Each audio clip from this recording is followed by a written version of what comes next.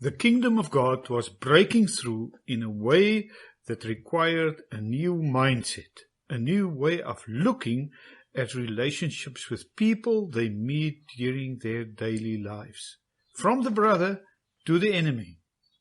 Jesus then moved on to the relationship with God the Father. He emphasized that a true relationship with the Father implies sharing in His concern for those in need. We saw towards the end of chapter 7 that we could not just be satisfied with a different way of thinking only. It should be made practical by doing, by living the kingdom lifestyle that Jesus demonstrated. Matthew 8, verse 2 and 3. And a leper approached and bowed low before him, saying, Lord, if you are willing, you can make me clean. He stretched out his hand and touched him, saying, I am willing, be clean. Immediately his leprosy was cleansed. Jesus touched him and immediately becomes ritually unclean in terms of the law. This is the price Jesus is willing to pay.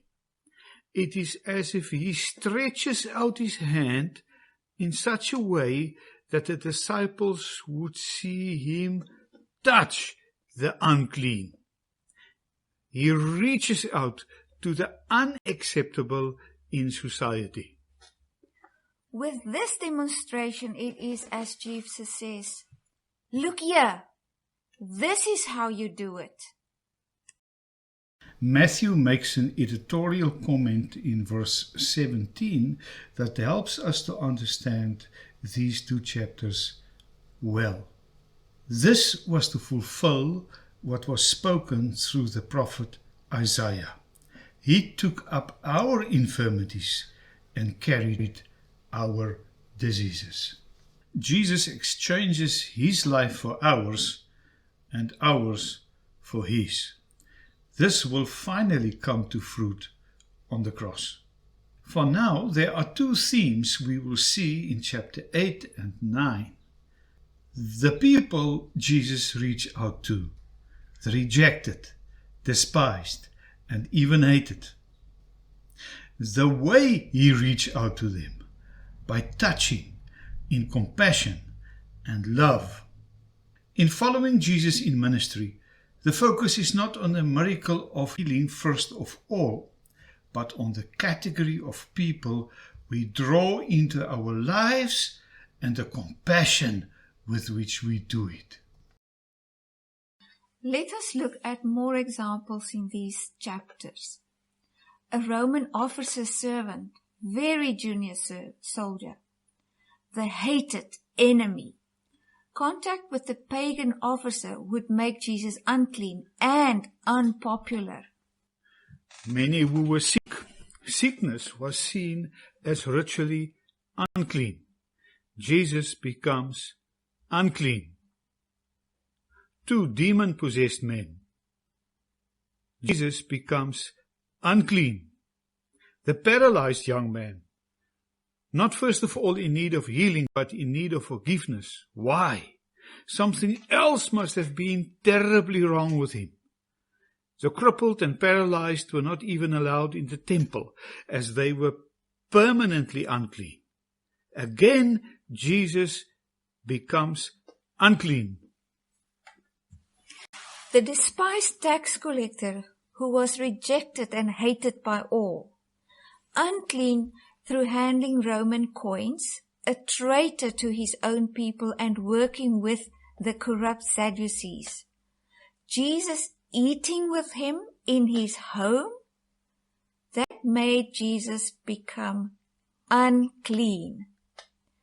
We will come back to this incident. Being touched by the woman with the issue of blood, unclean again. Touching a dead girl and bringing her to life. In Leviticus, it is stated clearly that if you touch a dead body, you become unclean. We can see a clear pattern.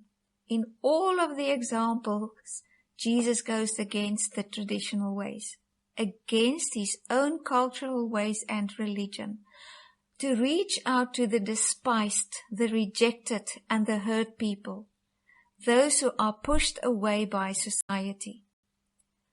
In the one practical example after the other, Jesus shows his disciples how to reach out and minister to people in their needs. Let us look in more detail at the calling of Matthew the tax collector in Matthew 9, verse 9 to 12. We have to remember that tax collectors were despised by the Hebrews. They were not allowed in the synagogues because they were unclean. They were hated by the people because they worked for the enemy and handled the enemy's money with the image of the enemy's God on that money. They enriched themselves by putting much of the tax in their own pockets.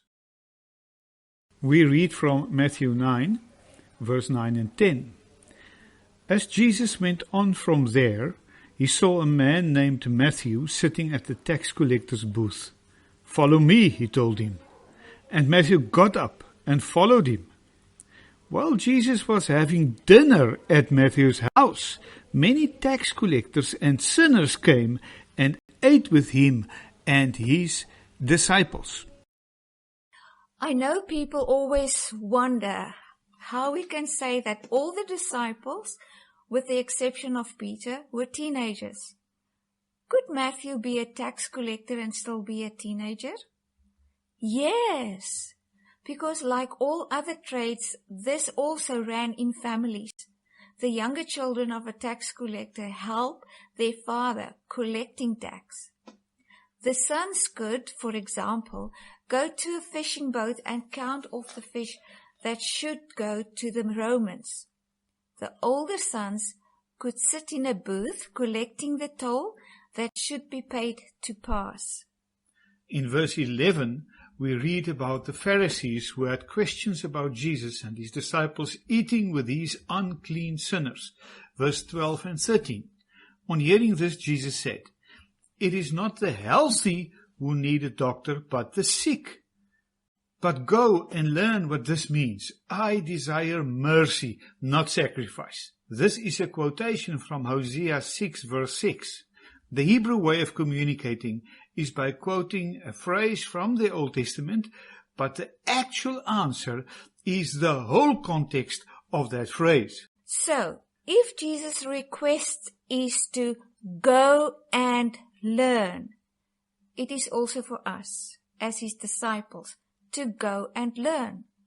It is not only to read chapter 6 in Hosea, but to go and learn what it means. You can even read chapter 7 to see the whole message Jesus is giving the Pharisees. What was he saying to them? Remember, a Pharisee knew most of the Old Testament by heart. So, we should go and learn as well. Jesus inviting a tax collector to follow him was unheard of. Nobody would have thought that there would be a place in the kingdom for people like that. Matthew 9, verse 36, gives us the motive Jesus had for reaching out to all these people. Compassion. When he saw the crowds, he had compassion on them because they were bewildered and helpless like sheep without a shepherd.